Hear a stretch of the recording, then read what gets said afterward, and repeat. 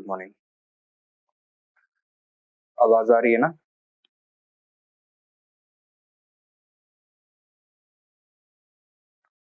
चलो, good, thank you. Now today we need to start with Mughal history.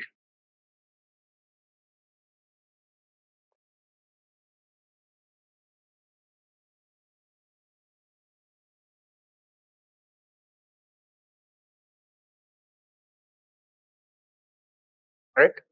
This is their time period, 1526 to 1857. Now, what are the things that we are going to talk about? First of all, the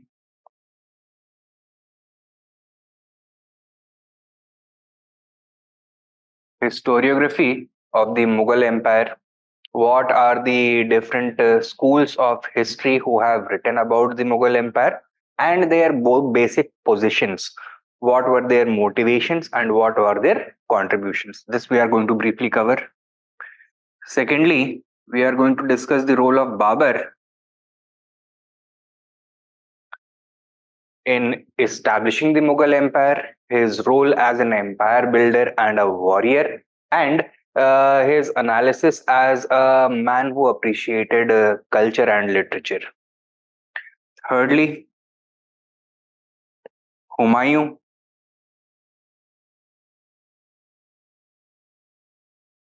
the factors resulting in his downfall and how he was able to recover his empire. We are going to analyze whether Humayun should be seen as an unsuccessful ruler or an unfortunate one.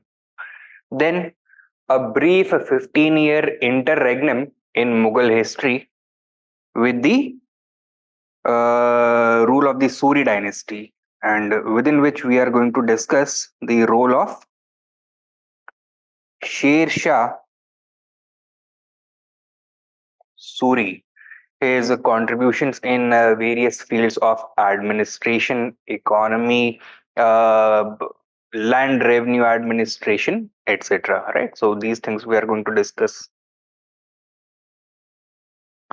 Then we are going to talk in some detail about Akbar,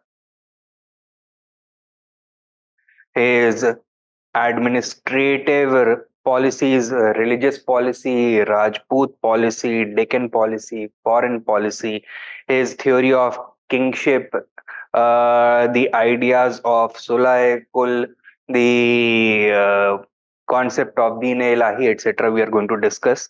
Then some of the administrative reforms introduced by him, especially the Mansabdari and Jagirdari systems, we are going to talk about in some detail. Then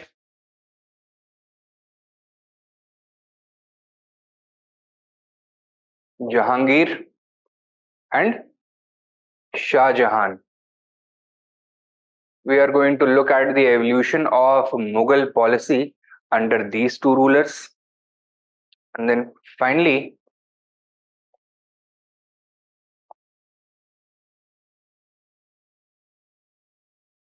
Aurangzeb. Now we are also going to discuss Aurangzeb in some detail, especially his Rajput policy, religious policy, and the Deccan policy. We are also going to analyze the role that Aurangzeb played in the decline of the Mughal Empire. And then finally, we are going to look at the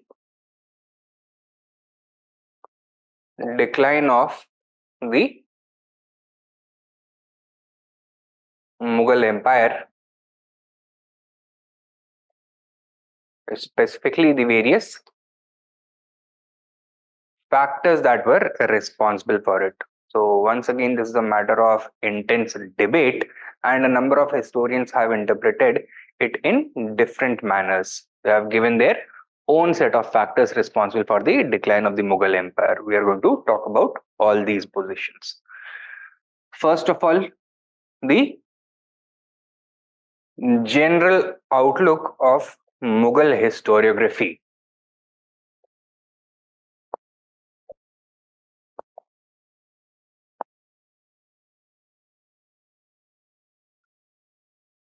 Now, the first to write about Mughal history in the modern period were the British historians, right? And they belonged to the colonial school, right? Now, they wanted to legitimize the establishment of British rule in India, and thus they had to show the Mughal Empire in a negative light because that is whom they were taking over the Empire of India from. To do this, they needed to minimize the achievements of Akbar, who is considered to be the real founder of Mughal power in India, the first one who set the foundations, who laid the foundations for Mughal imperialism. And to do that, most of his achievements are going to be showcased as minor reforms, with his predecessor Sher Shah Suri, an Afghan ruler, not a Mughal ruler, being the real administrative and political innovator, right? So this the colonial historians are going to do. They are also going to argue against the idea that India was highly prosperous during the Mughal Empire. They are going to make the case that that Indian prosperity during the Mughal period was no greater than Indian prosperity during the British period. Then we are going to have a nationalist response,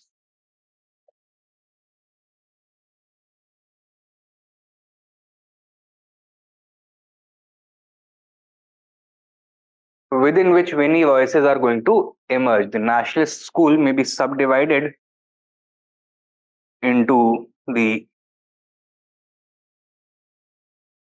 communal nationalists and the secular nationalists. The communal nationalists further being subdivided into Hindu communal historians and Muslim communal historians. While Hindu communal historians are naturally going to portray Akbar in a positive light, they are going to praise his religious tolerance and pluralistic approach, and they are going to credit this approach with his success in building a large empire, in creating religious harmony, in broadening the social base of the empire. And in contrast, they are going to showcase Aurangzeb in a negative light, blaming him from breaking this harmony and thus perpetually harming the communal fabric of India, the social fabric of India. They are going to use this to explain the disintegration of the Mughal Empire during the 18th century. On the other hand, Muslim communist historians are going to show the personality of Akbar in a negative light.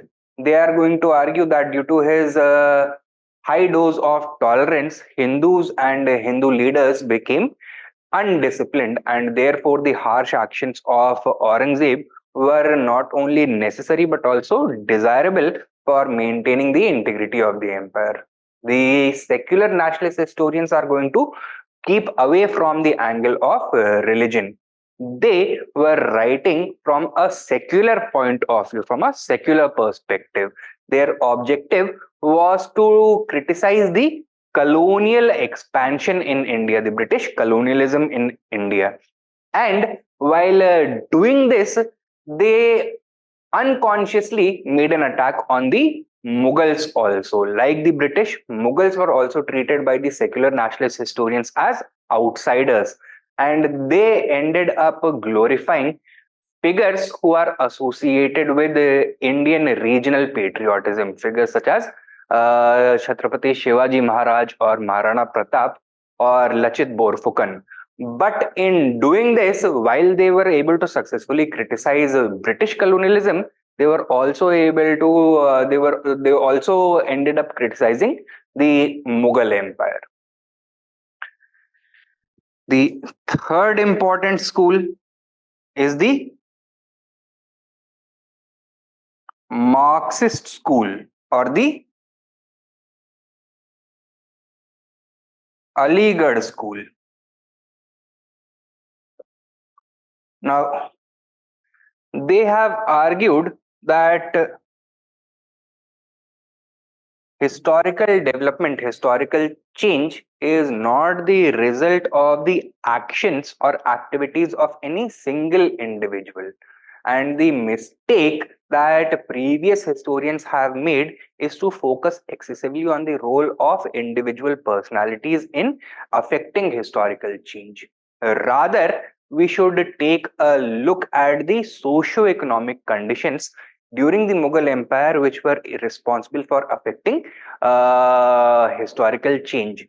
They are going to use this approach, use this idea that socio-economic change is the real engine behind historical development to analyze issues such as both the creation of the Mughal Empire as well as the destruction of the Mughal Empire. They are also going to take the approach that Mughal Empire was a highly centralized one. They are going to take an empire centric approach. They are also going to emphasize that religion did not have any important role to play when determining the political policies of any of the Mughal emperors, be it Akbar or Aurangzeb. And finally, we have the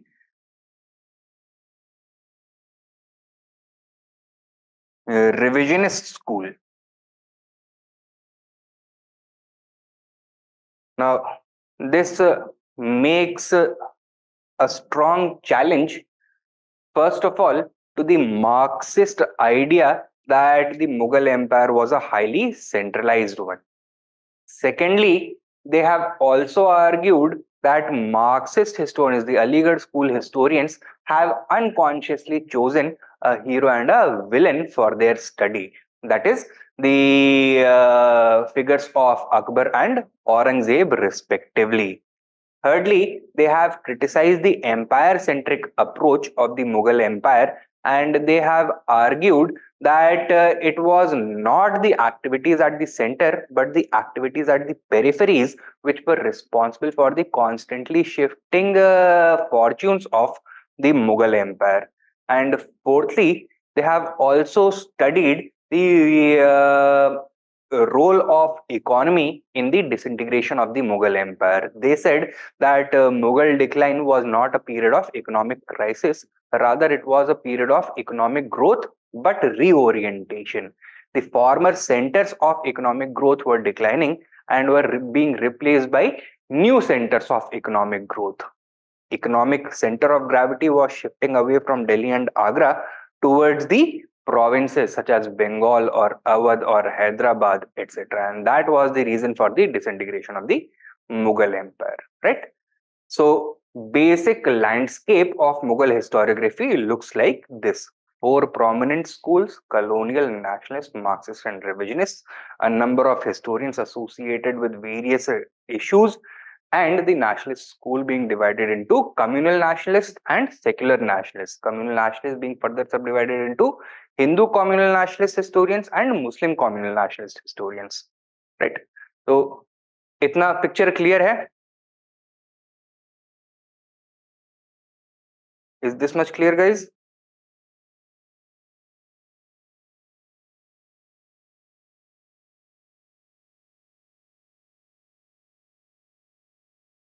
Chaliye. Good. Now, write down very quickly. Give the first heading: Historiography of the Mughal Empire. Historiography of the Mughal Empire. Write down. Over time, different schools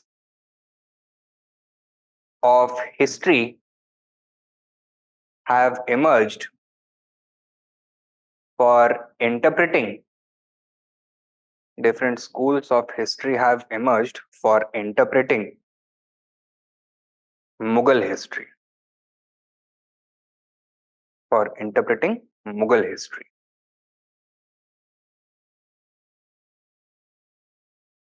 These include number one, the colonial or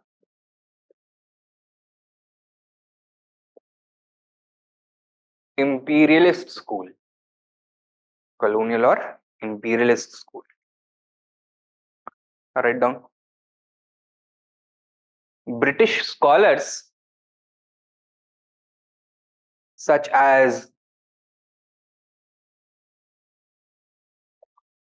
Smith and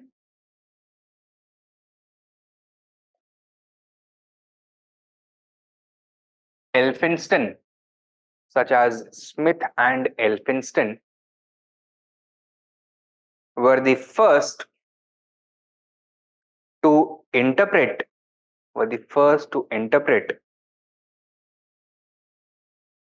Mughal history. Mughal history. Full stop. They were guided specifically.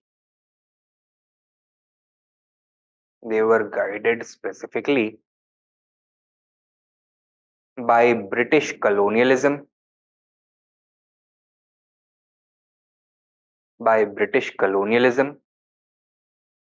And wanted to justify the establishment and expansion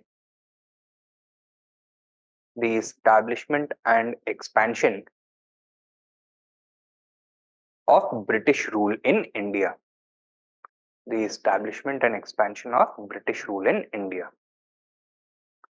Next point लिखो. Therefore, they tried to undermine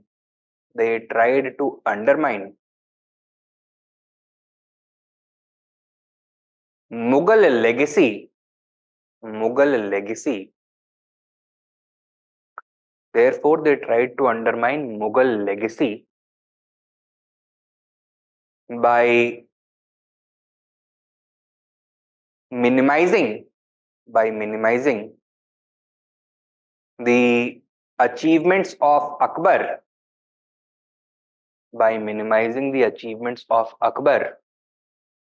In comparison to Sher Shah Suri.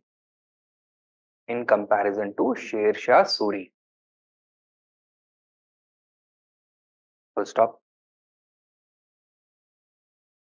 Next point. I hope this point is clear कि ऐसा क्यों कर रहे थे. Since Akbar is considered to be the real founder of Mughal power in India, and the British were looking to justify the replacement of Mughal authority with their authority, they wanted to show the Mughals in a poor light, and thus automatically they are going to target Akbar. They are going to undermine his achievements by giving most of the credit for his reforms to Sher Shah Suri, who was not a Mughal. Okay? So I hope this point is clear. Next point लिखो. Apart from this, comma, in the field of economy, comma, British scholars such as Morland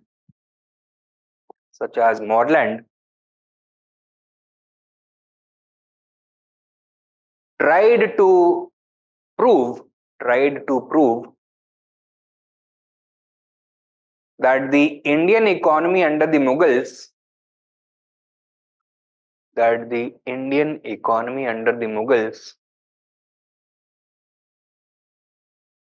wasn't in a particularly better condition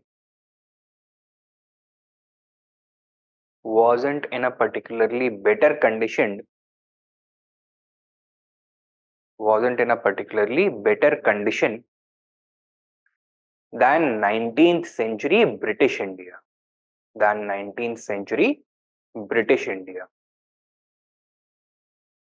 ठीक है? Once again, the motives are clear.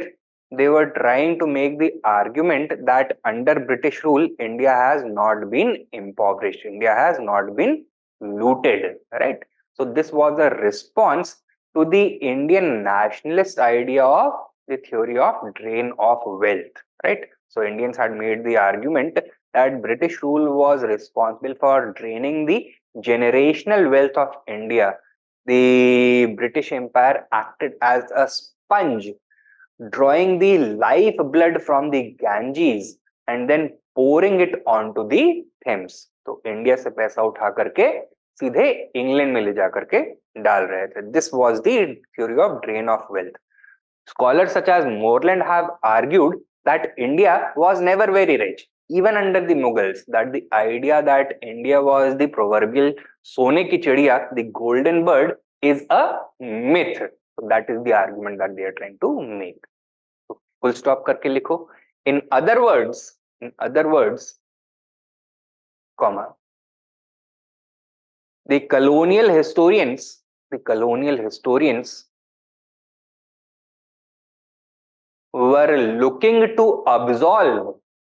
were looking to absolve the British Empire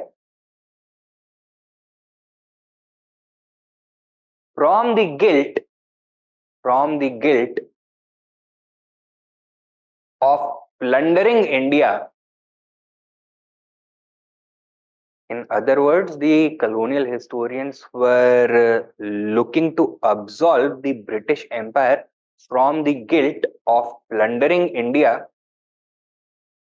comma, draining her wealth and impoverishing her. Full stop. They wanted to prove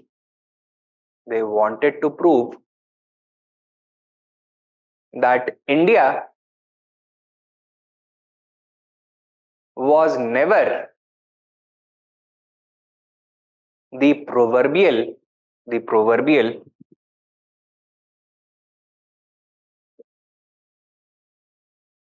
golden bird. Never the proverbial golden bird. And this was a myth.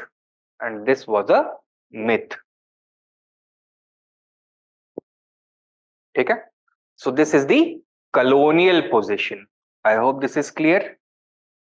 क्या क्या argue किया है इन्होंने?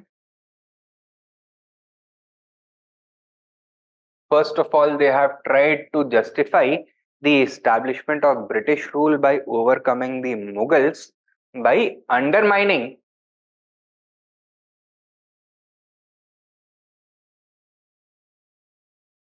Akbar's achievements and hence Mughal legacy.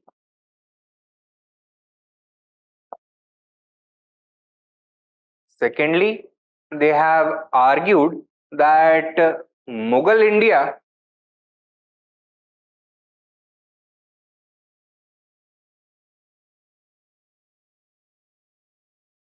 was not very prosperous.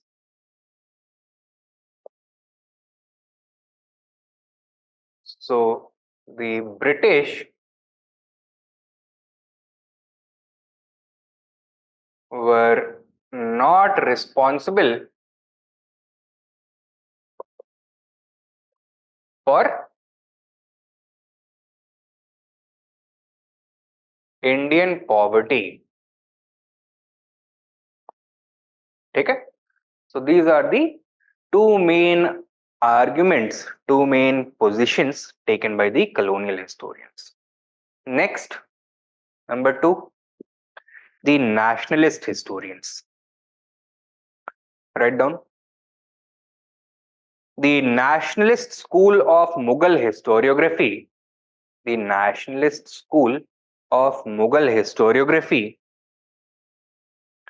can be subdivided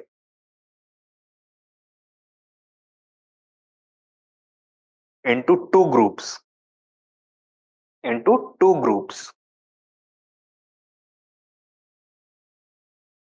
A and B. A, communal nationalist historians, and B, secular nationalist historians. Secular nationalist historians.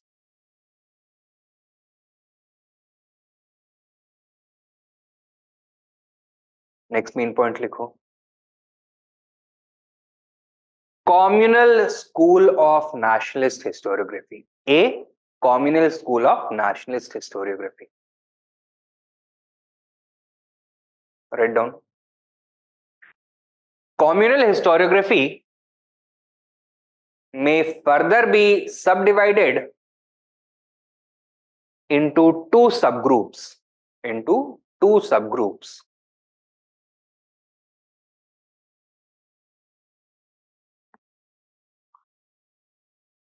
One and two.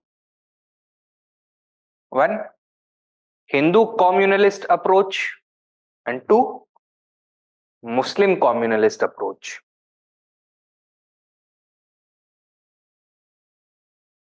Number one, main point, Hindu communalist approach. Down. It was promoted by scholars such as Sir Jadunath Sarkar and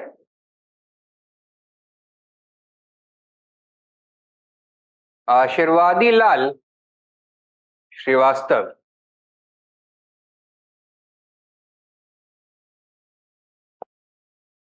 J.N. Sarkar and A.L. Srivastava.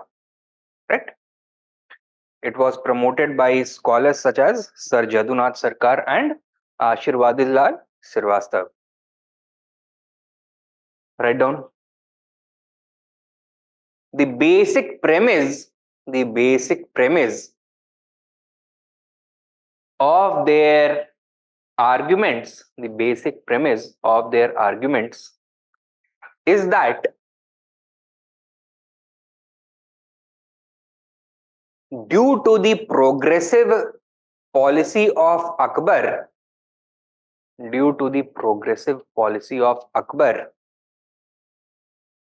comma, the formation of the vast Mughal Empire,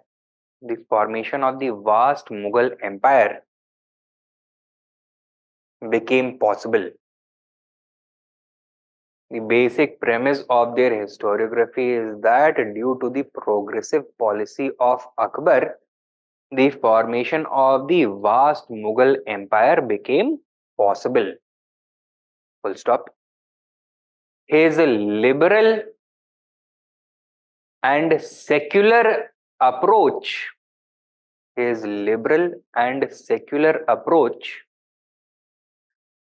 towards religion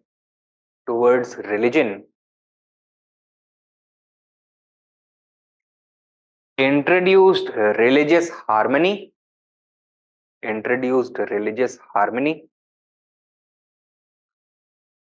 comma, broadened the social base of the empire,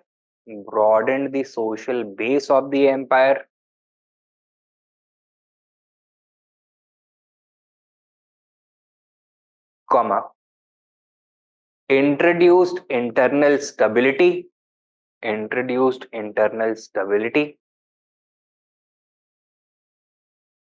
and played an important role in the integrative process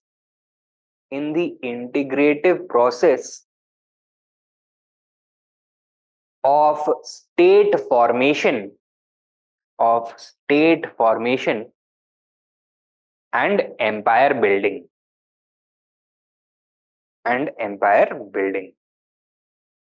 Introduced religious harmony, political stability, and played an important role in the integrative process of state formation and empire building. Right? Full stop. Next point. On the other hand, On the other hand, the reversal of Akbar's religious liberalism, the reversal of Akbar's religious liberalism by Aurangzeb shattered the social fabric of the Mughal Empire. On the other hand, the reversal of Akbar's religious liberalism by Aurangzeb shattered the social fabric of the Mughal Empire, resulting in its disintegration. Resulting in its disintegration. ठीक है?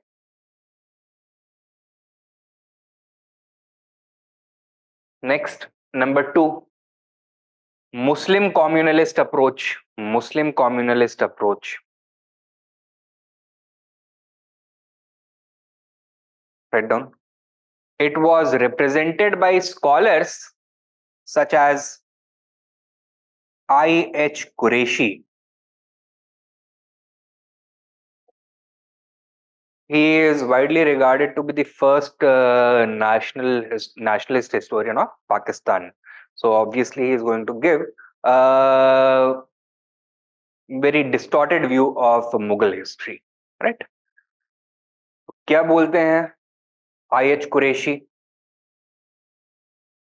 Write down. According to him, comma,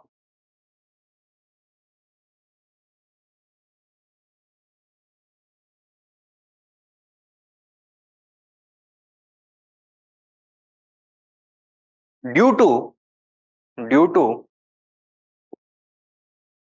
the anti-Muslim policies of Akbar,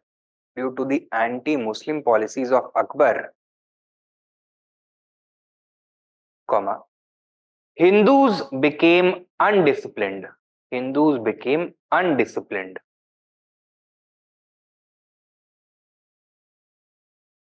Full stop. In this light, Aurangzeb's harsh attitude towards Hindus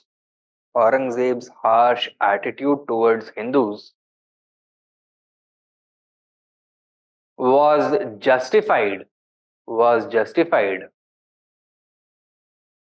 as a necessary step to safeguard Muslim interests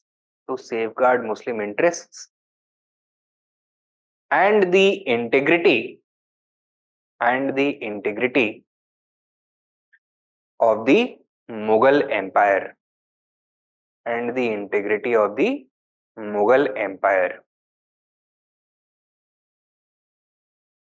ठीक है? So, while the Hindu communalist historians have naturally picked Akbar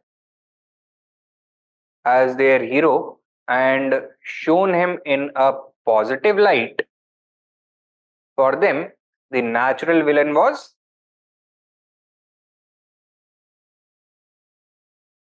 Aurangzeb, who has been shown in a negative light. However, as for the Muslim communalist approach, this position is entirely reversed. While Akbar has been shown as a great defiler, as a great corrupter of Muslim interests, Aurangzeb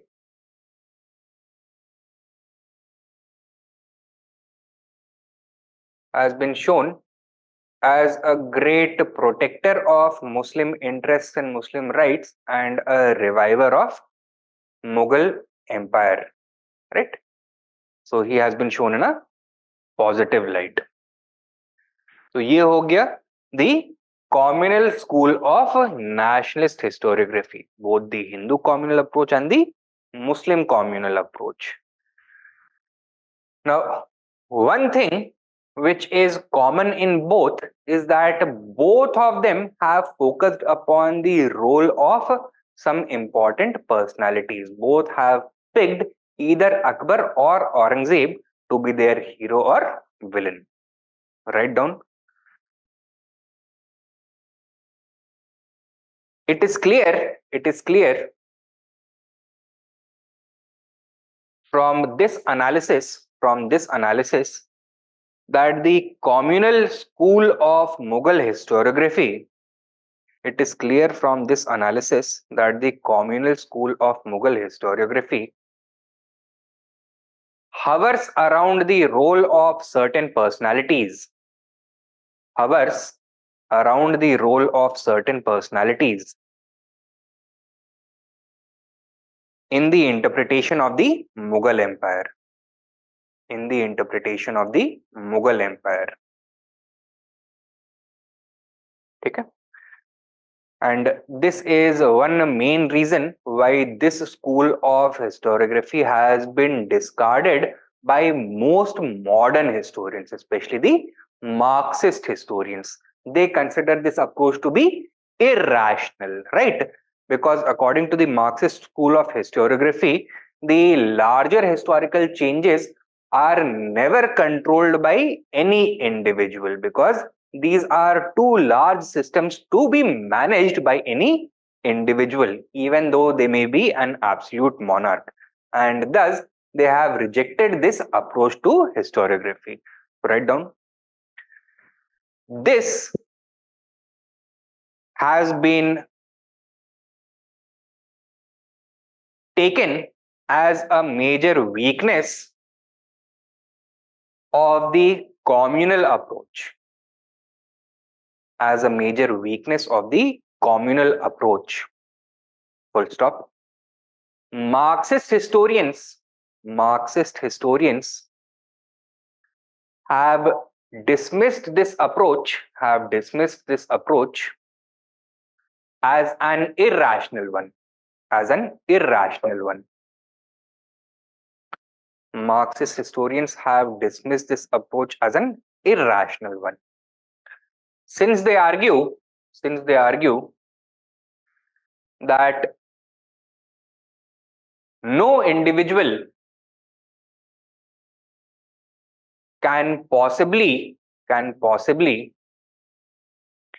single-handedly determine the fortunes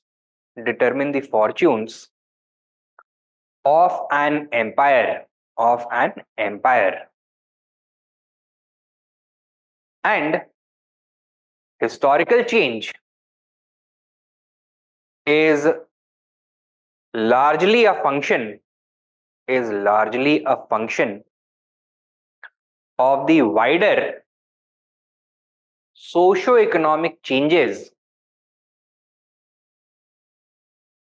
taking place at the ground level.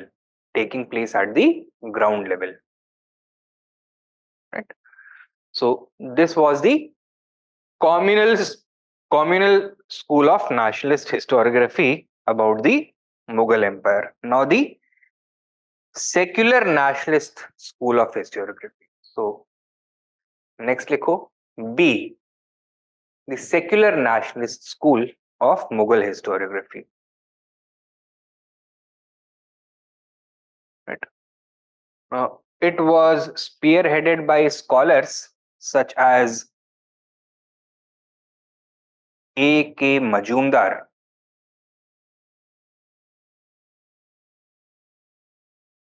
who were products of the national movement, the Indian national movement for freedom. And thus, this school of historiography is naturally going to be critical of the British Empire. Now, what happened was that while criticizing the British Empire, the British were considered by nationalist historians to be the successors of the Mughals, right? So, not only were the British criticized as foreign rulers, but in association with them, even Mughals were portrayed by this school of historiography as foreign rulers. So this was their shortcoming. Write down. Scholars such as A.K. Majumdar, scholars such as A.K. Majumdar, who spearheaded this school, who spearheaded this school, were products of the national movement, were products of the national movement. Full stop. So they naturally, so they naturally were anti-British, were anti-British. Next point. They bitterly criticized, they bitterly criticized the British Empire, the British Empire, but considered it, they bitterly criticized the British Empire, but considered it to be the descendant of, to be the descendant of the Mughal Empire. Full stop. Thus, thus, in the course of attacking the British, they also attacked the Mughals as foreign exploiters and colonizers. As foreign exploiters and colonizers. Full stop. Next point. It was due to this, it was due to this that they glorified, that they glorified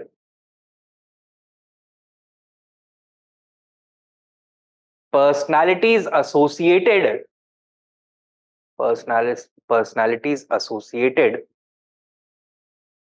with resistance against, with resistance against the Mughals, personalities associated with resistance against the Mughals, such as, can you name some people, such as Maharana Pratap,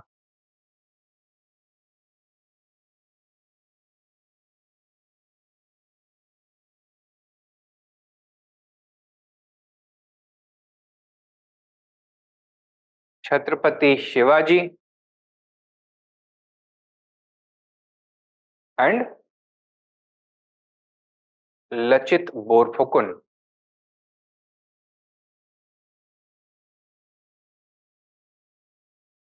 Maharana Pratap from Mewar, Chhatrapati Shivaji, the founder of the Maratha Empire, and Lachit Borphukun, a military general from Assam, the home kingdom.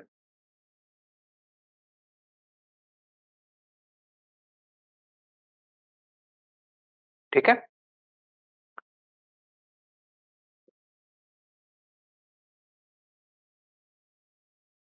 What have you written?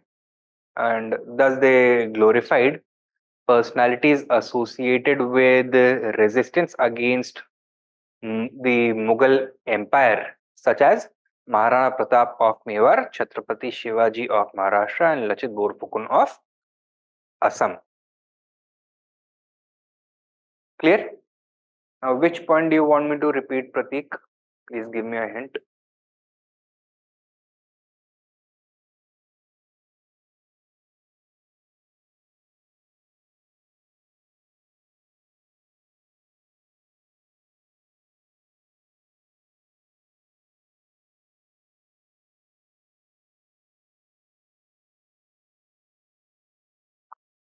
कौन सा वाला point repeat करना है?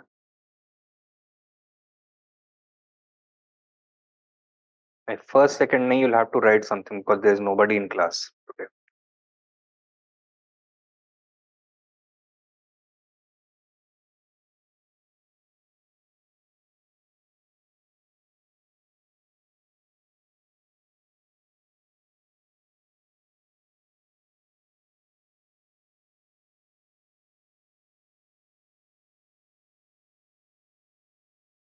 It is clear from this analysis that the communal school emphasized upon the role of individual personalities, and it is for this reason that it has largely been discarded by Marxist historians as an irrational approach. As an irrational approach. Full stop. According to the Marxists,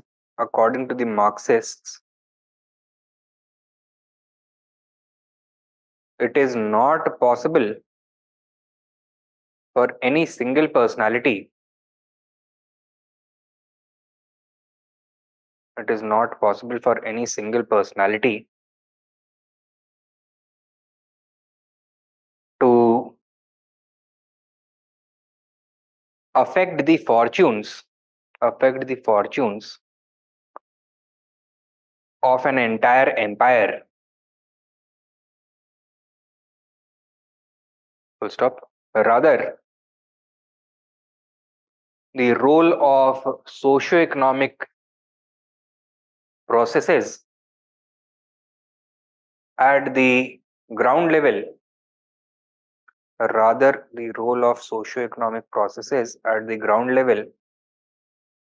are much more important. Okay? So I have paraphrased exact wording, so I cannot repeat. So, but matlab uska same hai. Right? So this was the Nationalist school. Third, right, the Marxist or Aligarh school. The Marxist or Aligarh school. Write down. The Aligarh school of Mughal historiography. The Aligarh school of Mughal historiography, led by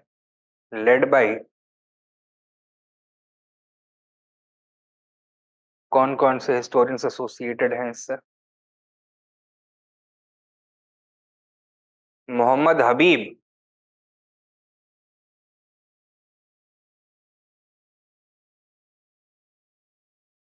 Nurul Hasan,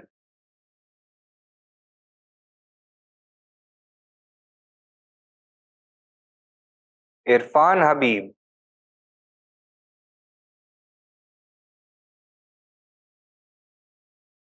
Shirin Moosvi,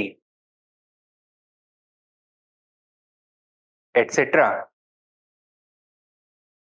Shirin Moosvi, etcetera.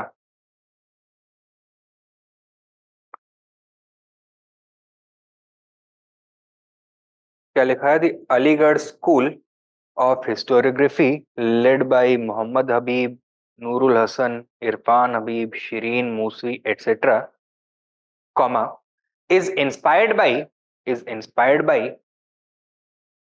the Marxist approach.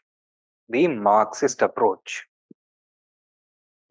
is inspired by the Marxist approach. Write down next main point. This school emphasized upon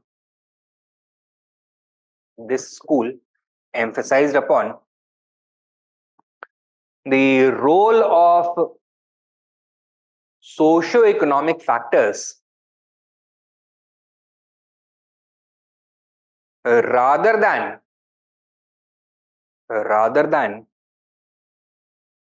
the role of personalities. Subpoint. What have you written? This school emphasized upon the role of socio-economic factors rather than the role of personalities. Full stop. And subpoint likho. For example, they emphasized that socio-economic crises such as the Jagirdari and agrarian crisis,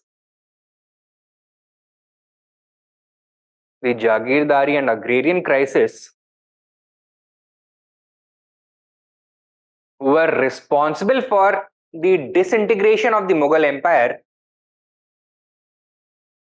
were responsible for the disintegration of the Mughal Empire rather than rather than the role of rather than the role of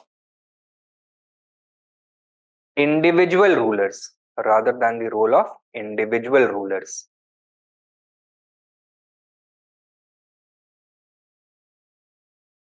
Okay, so that is one position that they have made, that socioeconomic factors take primacy, especially over the role of individuals in affecting historical change.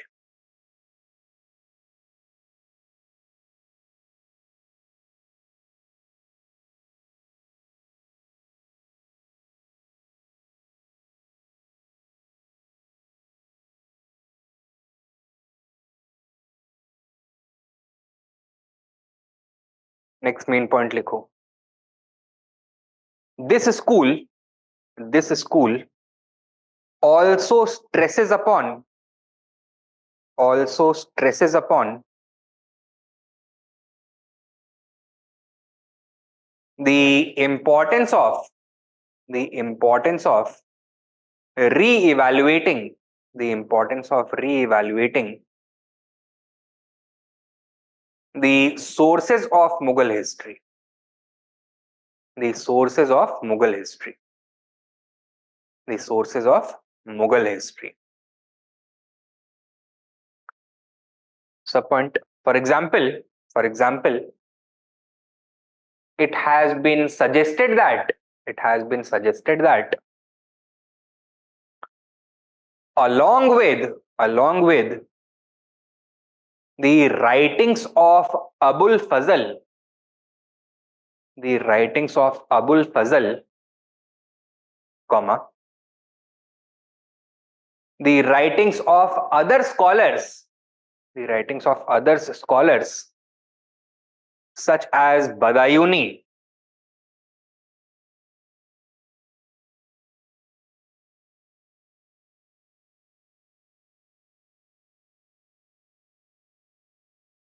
such as Badayuni must also be considered must also be considered while interpreting Akbar's religious and economic policies. ठीक है? So traditionally, Abul Fazl has been considered as the most important contemporary writer to learn about Akbar, his reign, his policies. But Marxists emphasized that apart from Abul Fazl, other contemporary historians who may not have been given official recognition, but they were still writing about the contemporary developments, such as Badayuni, they should also be considered while reinterpreting the rule of Akbar. So, the second position that they take is the necessity or importance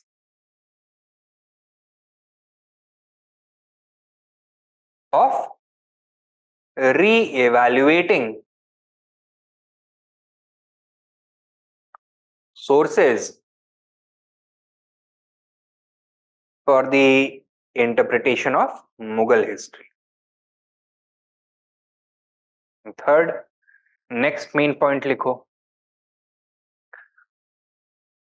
The Aligarh School of Historiography, has interpreted the Mughal Empire as a highly centralized one, as a highly centralized one. सब point लिखो.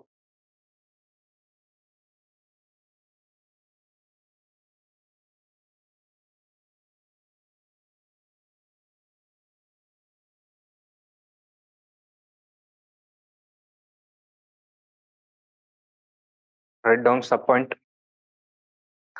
According to this school, comma, administrative centralization was maintained. Administrative centralization was maintained through both ideological, through both ideological and material controls. And material controls. Full stop. It was characterized by the presence of a large centralized and uniform bureaucracy and administration. A large centralized and uniform bureaucracy and administration, comma, centralized revenue system, and a permanent standing army,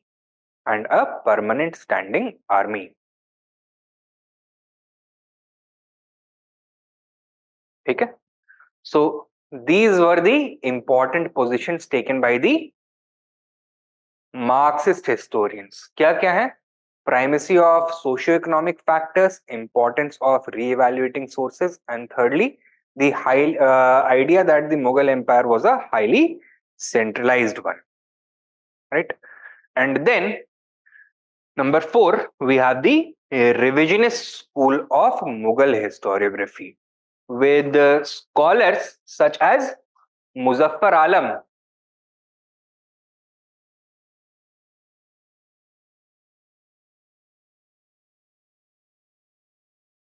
Chetan Singh,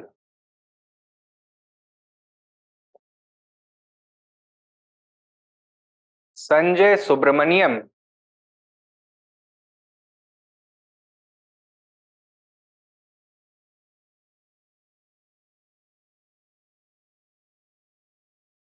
P.J. Marshall,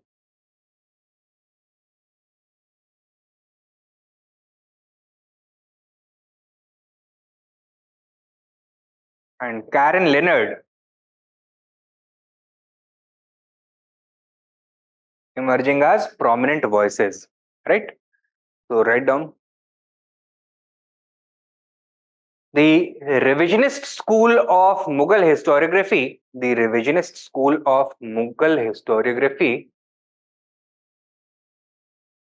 is led by scholars such as Muzaffar Alam, Chetan Singh, Sanjay Subramaniam, this is M at the end, Subramaniam,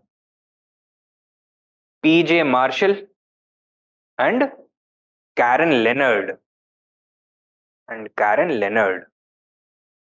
Full stop. They have tried to incorporate fresh perspectives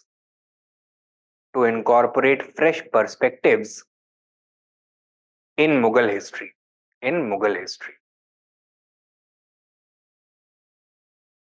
ठीक है? Now,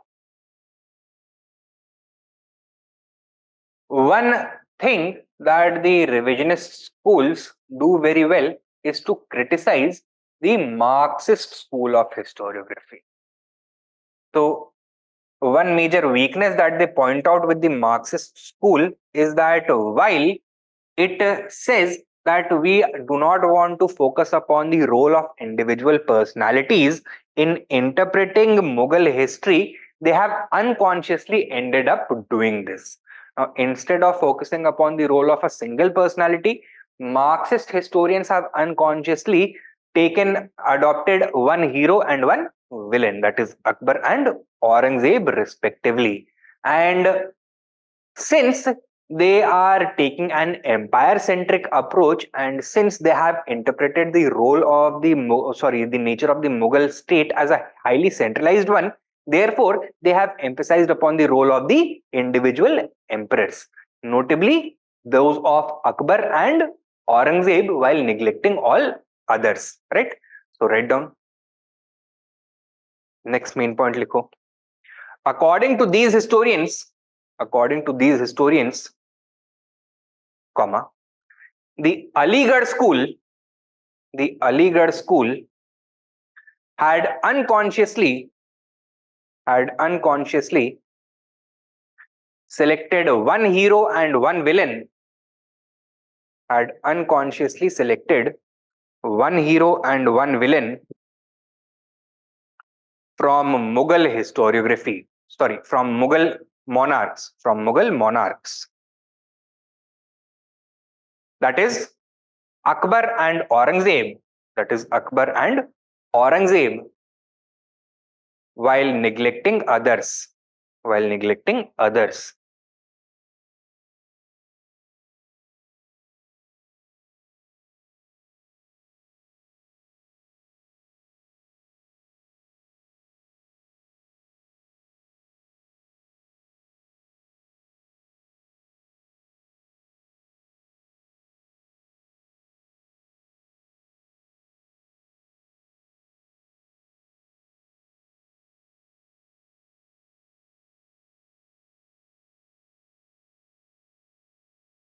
That is their first criticism of the Marxists, that the Marxist historians unconsciously focus excessively upon Akbar and Aurangzeb while neglecting others.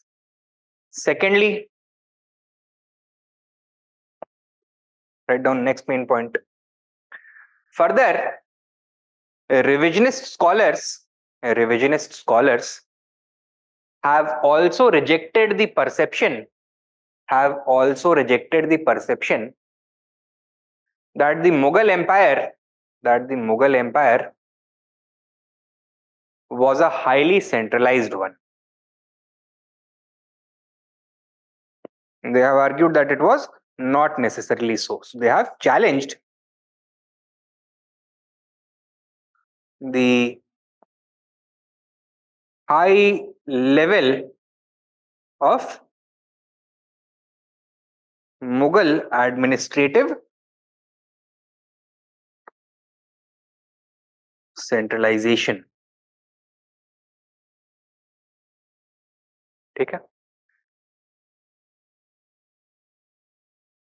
Next point, third,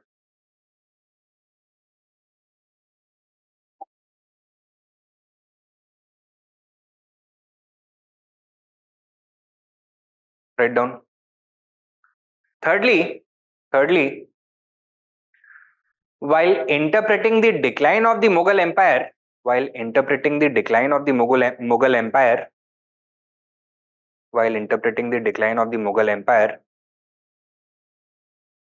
comma, these scholars have also rejected the perception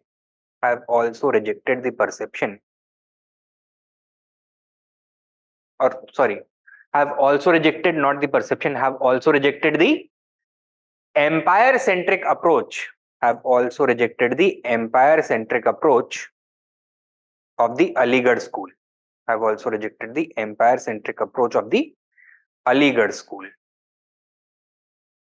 Full stop.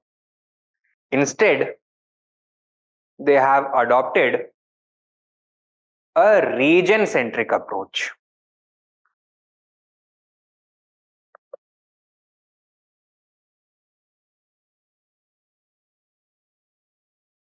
So they have taken a region centric approach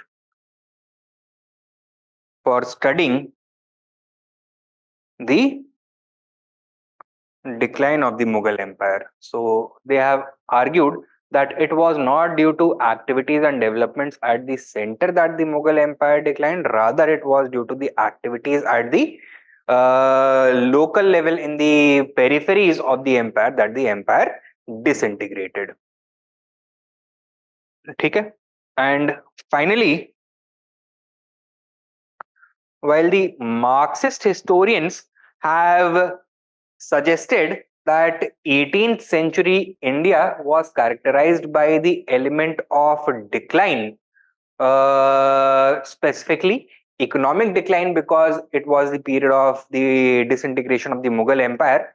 The revisionist historians have challenged this notion. They said that this was not a period of economic crisis as the Marxist Aligarh school of historians have judged it to be, have interpreted it. Rather, this was a period of economic growth and reorientation. This was a period where India's economy was rebalancing itself and the economic center of gravity was shifting away from the imperial centers of Delhi and Agra. Write down next main point.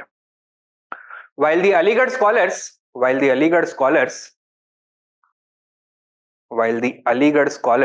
had declared the first half of the 18th century, as an age of crisis,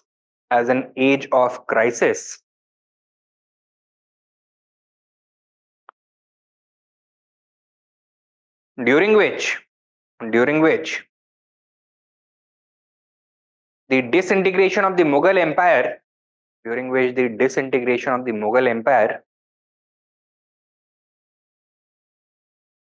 coincided with rapid economic decline,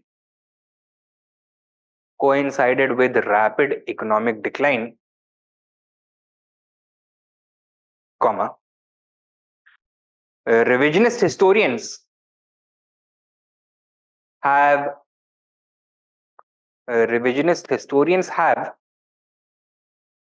reinterpreted it as a period of rapid economic growth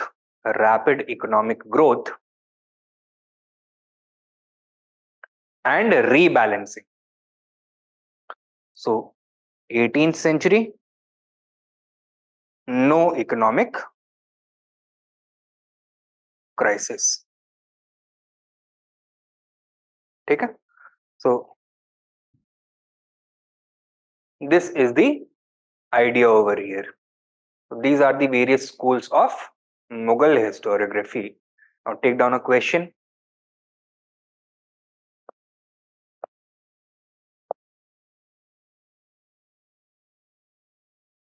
Delineate the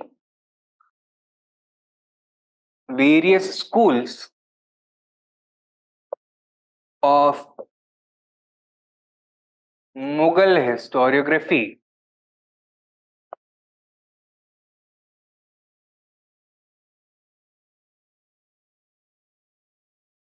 with special emphasis on the revisionist position.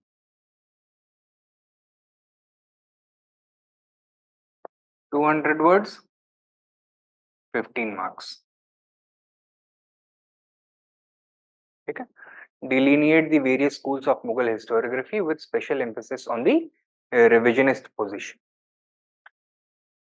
So I hope you'll be able to address this question, and I'm going to end the class early today because it is extremely difficult for me to conduct the class without any students present over here. I also need some feedback.